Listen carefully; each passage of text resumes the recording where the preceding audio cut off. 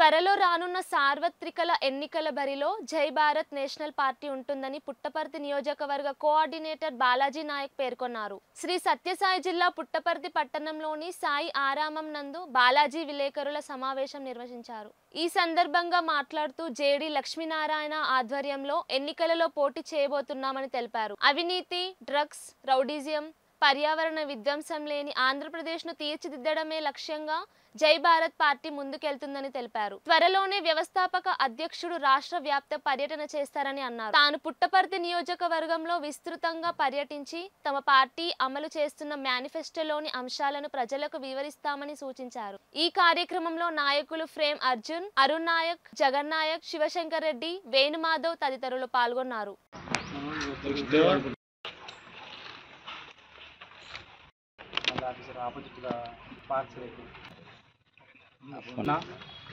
పాత్రికేయులకు, పెద్దలకు నా హృదయపూర్వక ధన్యవాదాలు.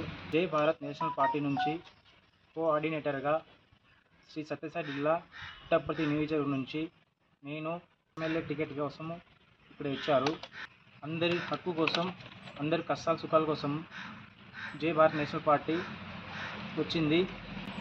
అప్పుడు ఉండే సిచ్యువేషన్లో జై భారత్ నేషనల్ పార్టీ అందరికీ అండగా ఉండి మేనిఫెస్టో అమలు చేస్తున్నాము. భూ కబ్జాదారులపై ఉక్కుపాదం, ప్రతి కుటుంబానికి ఉపాధి, ప్రతి పంచాయతీకి 10 చిన్న మధ్యతర పరిశ్రమలు, ప్రతి నియోజకవర్గానికి ఒక పరిశ్రమ, కొత్తగా పట్టణ అభివృద్ధి హామీలు అమలు చేస్తాం. జై Bharat national party JD Lakshminarayana గారు ఇది అమలు చేస్తున్నారు. ప్రతి గ్రామానికి స్వాతంత్రానికి 1 కోటి గ్రాంట్, ప్రతి ఒక్కరికి 10 లక్షలు బీమా, అలాగే మహిళల చేతుల్లోనే మద్యపాన నిషేధం, అలాగే సొంత ఇంటి నిర్మాణానికి ఉచిత ఇసుక మరియు కంకర నిర్మాణ స్థలం మీ వద్దకే సరఫరా చేస్తానని జేడి లక్ష్మీనారాయణ గారు ఇచ్చిన హామీలకు జై భారత్ పార్టీ నుంచి ఇవి అమలు చేస్తాము.